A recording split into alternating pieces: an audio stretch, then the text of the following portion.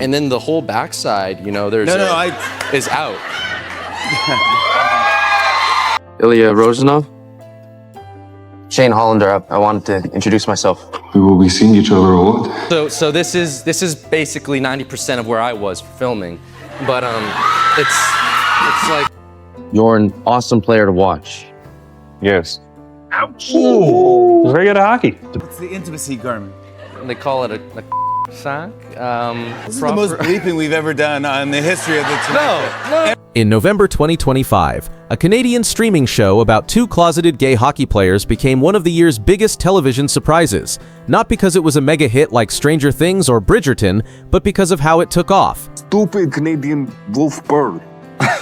Heated Rivalry grew from 30 million streaming minutes in its first week to 324 million by its finale, a tenfold increase that has industry executives calling it a word-of-mouth sensation. What everyone's actually talking about isn't the viewership numbers, though, it's the relationship between Shane Hollander and Ilya Rozanov. Why the fuck did you think it was okay to sex me before the game? What the fuck? You were hard, weren't you? Which doesn't follow the rules we've come to expect from romance on screen. So today, we're answering the question that cuts to the heart of why this show resonates so deeply. Who actually holds the power in this relationship? Come here. No, you come here. No, you come here. No, you come here. The answer is going to surprise you, and it explains why Heated Rivalry became Crave's most watched original series ever, why it hit a 98% on Rotten Tomatoes, and why one of its episodes achieved a perfect 10 out of 10 on IMDb, tying with Breaking Bad's Ozymandias as only the second TV episode in history to accomplish that feat. You missed me, didn't you? I fucking didn't. And I still beat your ass. Barely. It's you. It's this.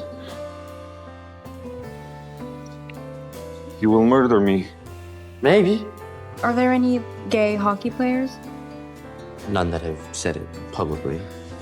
The story of how this show got made is almost as fascinating as the show itself.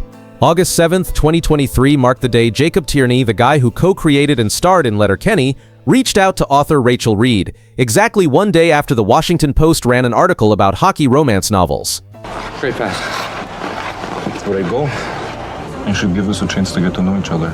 Tierney had been listening to Reed's Game Changers series on audiobook and wanted to discuss adapting them into a limited television series, but he had one major concern hanging over the whole idea, which was whether this story could work while keeping the book's sexually explicit content. We get together, we fuck. Be simple. Simple. Bullshit. Reed's origin story for the novel started with the real-life rivalry between Sidney Crosby and Alexander Ovechkin.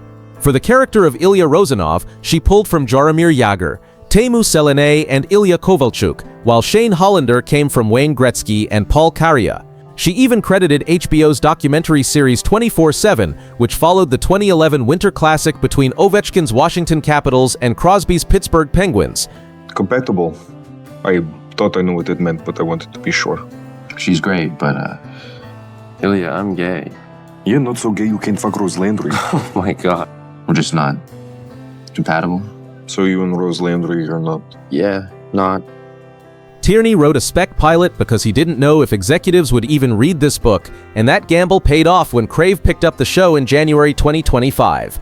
March brought UK-based distributor Sphere Abacus stepping in to finance it, and here's the key decision that shaped everything: they produced it without securing international distribution up front to preserve the explicit themes and queer representation without corporate interference. Producer Brendan Brady explained they wouldn't have made the show at the level they were able to if they had had other people involved, because he and Jacob were willing to put it all on the line, and they knew big corporations wouldn't have been able to do that. I think I'm gay. What makes you think that? Fuck you, you're not gay. No, not completely. You like tuna melt? You wanna make me tuna melt? I was gonna make one for me, I can make two. We get together, we fuck. Be simple. Simple. Bullshit. The entire 6-episode season filmed in just 36 to 37 days across southern Ontario, hitting Toronto, Hamilton, Guelph, and Muskoka. Shot out of order and treated as one giant 5-hour movie, the series was originally scheduled for a February 2026 release after the Winter Olympics, but executives decided to move it up to November 2025 to capitalize on holiday season viewing. And that's when something unexpected happened. What the fuck was that? Alone? Fuck you, he played hockey for McGill. Whoa. What the fuck is McGill? Is McGill a town? It's a really good school. Just 9 days before the Canadian premiere on November 28th, 2025, HBO Max acquired the US and Australian rights.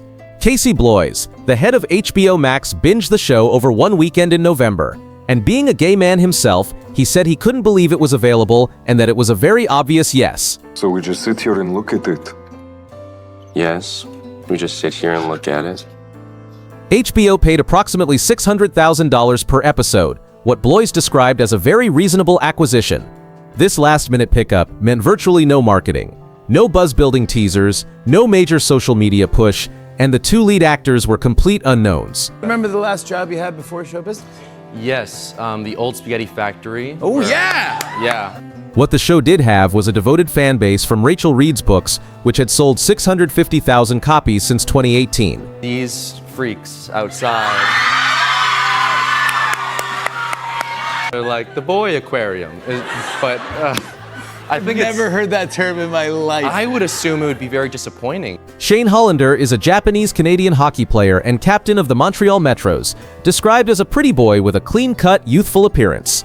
He's gay, intensely private, focused on perfection, and the author confirmed to actor Hudson Williams that Shane is on the autism spectrum, which Williams used to draw inspiration from his own father, who's also on the spectrum. I love you. I love it. I hate you. No, you don't. Yoga, ginger ale, and what the books call boring things fill Shane's off-ice time.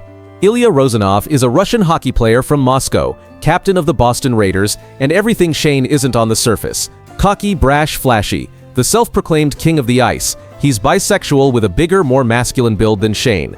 His immigrant experience leaves him feeling foreign both in Russia because of his sexuality and in North America as an outsider. Are you Russian? I'm not, no. What? Yeah. You look Russian. Yeah, that's what it says. That's the more you learn about us, the more you realize that I'm actually probably more Shane in real life and you're actually more Ilya in real life. The show follows them from age 17, when they meet as teenagers at a draft, through nearly a decade of secret hookups that gradually evolve into something neither of them knows how to name. Their on-ice rivalry gets amplified by media coverage, but privately, they keep coming back to each other. And here's where it gets interesting. The characters hook up in the first 15 minutes of the debut episode. No lengthy will they won't they tension, no sanitized courtship period. One analysis put it this way: for many gay men, intimacy can come first and turn into feelings later, not the other way around, which was revolutionary for mainstream television. What room are you in? Hey. Sorry. I wish I spoke Russian. It wasn't nothing. Don't act like that. This is hard enough without you being an asshole. Так сильно тебя люблю, не знаю, что с этим делать. Like a clean hit, Hollander just did not see it coming. I don't think I can keep pretending I don't like you anymore. I love you too. The intimate scenes aren't just there for shock value, though. Tierney was explicit about this, explaining that what's fundamentally different in Heated Rivalry is that intimacy serves as character development, not just random scenes in every episode, and the lead characters learn about each other and themselves through their physical connection. The show has been described as veering toward very explicit territory, and that was intentional because they weren't interested in modesty, they were interested in honesty. For the next 2 weeks, let's just be honest with each other. Traditional romance on TV, in movies, in books, often emphasizes imbalance. There's usually someone pursuing and someone being pursued, someone with more experience, more money, more confidence, more control, someone who needs saving or fixing or convincing. The power differential creates tension, and that tension is supposed to be attractive. Heated Rivalry rejects this completely. Therapist Leo Ram published an analysis on Out.com that breaks down exactly why this matters, writing that Shane and Ilya meet each other as peers in every sense that usually destabilizes relationships.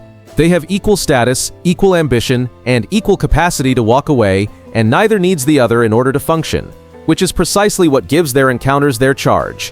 What the? I'm coming to the cottage. Hey, Hollander. Can you give these kids some money? I don't have my wallet. I can carry my own bag. How are your ribs? Fine, I can take my bag. Both are captains of their teams and among the best players in the league, sitting at the absolute top of their profession.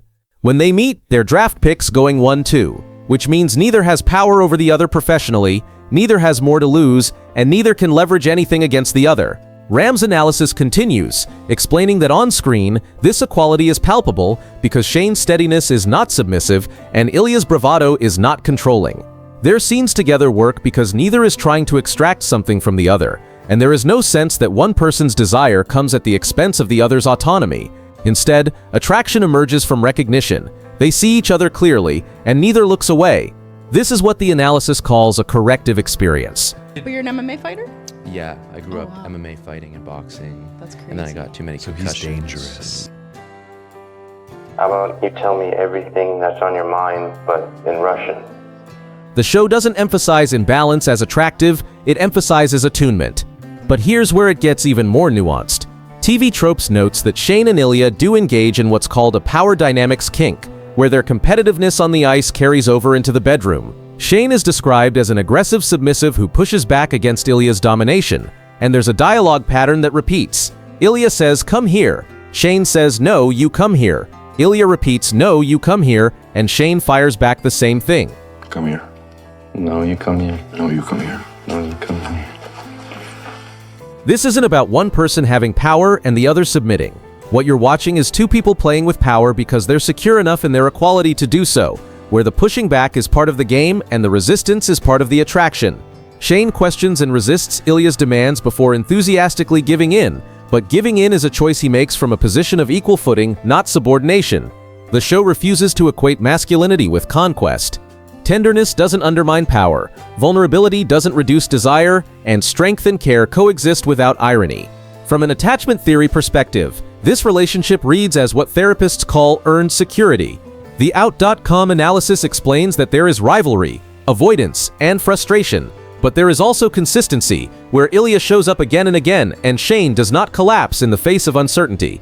The show allows intimacy to develop through behavior, rather than confession, which gives it an unusual psychological realism. Ruptures happen in their relationship, moments when they pull away, when they're scared, when they avoid each other, but there's also reliable return. The nervous system of the viewer, and presumably the characters, never senses that desire will be punished with abandonment or humiliation. Clinicians and audiences familiar with attachment theory have responded so intensely to the show because it portrays intimacy that's not performative.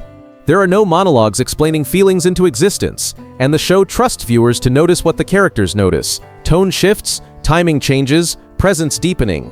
Love grows quietly through attention, and in an era where emotional fluency is often conflated with constant verbal processing, this restraint feels radical. By December 22, 2025, 4 days before the finale, 53% of Heated Rivalry's viewers were female. By the end of the first week of January, roughly 2/3 of viewers were women, and that sparked some controversy in the LGBTQ community. Some critics have taken issue with straight women consuming gay content, suggesting its fetishization, while actor Jordan Firstman questioned whether the intimate scenes are unrealistic. There's been debate about whether the show emphasizes shame and being in the closet, but Francois Arnault, who plays Scott Hunter in the show and is one of the openly gay actors in the cast, pushed back on this.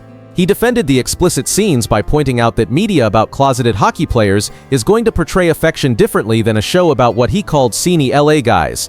Multiple analyses have explored why women are drawn to this particular story. First, the power imbalance inherent in heterosexual relationships is removed, so there's no patriarchal dynamic, no underlying predation, no fear of violence against women, and women can enjoy the emotional connection and longing for its own sake, earnestly and safely. Second, women have historically been the primary audience for and producers of romance novels, which means the genre carries a female gaze where women's emotional desires are centered. Third, some women are simply attracted to men and find two men together appealing, a phenomenon nobody questions when straight men are turned on by lesbian content. Fourth, and this one's more complex, some women's attraction may be linked to experiences with heterosexual men, a desire for emotionally vulnerable male characters who won't hurt them, or a sense that power dynamics feel more balanced in same-gender relationships. Rachel Reed, the author, has acknowledged all of this, noting that roughly half of all viewers of certain adult content featuring men are women, so perhaps we shouldn't be surprised that women are tuning in to watch Heated Rivalry. One analysis framed it this way: any power imbalance inherent in a heterosexual relationship is removed, and we can enjoy the emotional connection and longing without the baggage of harmful dynamics, because too often media portrayals of straight couples can't avoid underlying problematic power structures. The show's success caught everyone off guard. During its debut week, Heated Rivalry accumulated roughly 30 million streaming minutes, a figure that didn't even qualify among the 50 most watched streaming programs according to Luminate, a research group. But by the release of the season finale on December 26th, weekly viewership had increased to 324 million minutes, more than tenfold growth, and for the week of January 2nd, 2026, the show pulled over 254 million minutes, its second most watched week. By January 21st, episodes were averaging 8 million viewers, and the show hit a series high for weekly viewership. In Canada, Heated Rivalry became Crave's most watched original series ever, with viewership increasing by 400% from its initial 7-day streaming window. For HBO Max, it became the top debut for an acquired non-animated title since the platform launched in 2020, ranked in the top 5 among all scripted debuts on HBO Max in 2025, and became the number 2 driver of first-time viewers to the platform. Casey Bloys said it was clearly a word-of-mouth sensation, and that he did not anticipate it would turn into the kind of social phenomenon that it became. The show ranked 4th on Just Watch's television streaming chart during the week of December 7th.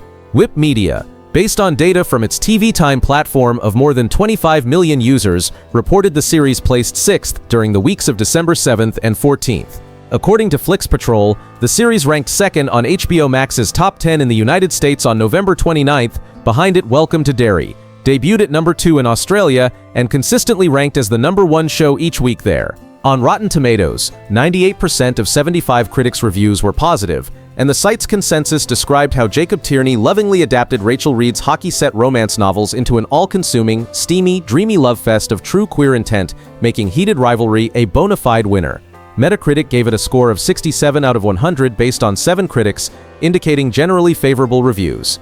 On IMDb, the series has a 9.2 out of 10 rating and ranked number 6 on the most popular TV shows. But here's the truly remarkable thing. Episode 5, titled I'll Believe in Anything, achieved a perfect 10.0 rating, and for a time starting on December 20th, 2025, it tied with Breaking Bad's Ozymandias from 2013 as the only television episodes to receive a perfect rating on the platform. The series itself entered IMDb's top 250 TV shows chart. Critics praised the performances extensively. The Washington Post wrote that the actors' chemistry is exceptional. Film review site /Films said Hudson Williams and Connor Story are both delivering some of the best micro-expression work currently on television, and RogerEbert.com wrote that Williams and Story share a chemistry so intense it rivals classic Hollywood pairings. Hudson Williams was born on February 13, 2001, in Kelowna, British Columbia, half Korean on his mother's side and of British and Dutch descent on his father's side. He attended Langara College's Film Arts program and graduated in 2020. And before Heated Rivalry, he had minor roles in short films and episodes of shows like Tracker and Allegiance. His day job, though, waiting tables at the Old Spaghetti Factory in New Westminster, British Columbia, working paycheck to paycheck. He told The Hollywood Reporter that Vancouver is more expensive than Los Angeles, so it was very hard, and he quit that job just days before Heated Rivalry production started. Connor Story is 25 years old and from Odessa, Texas, with a background in gymnastics and tumbling. Like Williams, he was working as a waiter while auditioning for roles, and his first major part was in Joker Folie à Deux in 2024, playing the inmate who takes out Joaquin Phoenix's Arthur Fleck. That role didn't do much for his career, but he studied Russian and developed a Russian accent specifically for Heated Rivalry. The chemistry between them was immediate.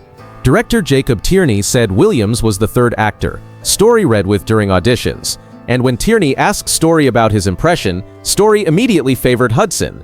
Williams felt the same way, telling interviewers that while another actor performed well, Connor had an inexplicable X factor that just felt more authentic. Both actors signed contracts for 3 seasons and have gotten matching tattoos together. December 2025 brought Williams a contract with Creative Artists Agency, one of Hollywood's top agencies, and in January 2026, they were both named official torchbearers for the 2026 Winter Olympics Milano Cortina. Williams appeared on The Tonight Show with Jimmy Fallon, where he demonstrated a groin stretch move that his hockey body double Jonah DeSimone had suggested for the show, and both actors presented an award at the Golden Globes in 2026. Rachel Reed said about them that if she built the perfect actors in a lab, she could not have built better people to play these characters. The cultural impact of this show goes beyond streaming numbers. Hudson Williams has revealed that he's been contacted by closeted male professional players from different sports following the show's release, and think about the significance of that, real athletes currently playing professionally, reaching out because they saw themselves represented on screen. The show is emboldening LGBTQ professionals to feel represented in spaces where they've historically been invisible. An analysis published in The Conversation noted that despite much stronger LGBTQ representation across women's sports, male professional leagues still frequently remain affected by homophobia both in the stands and the changing rooms.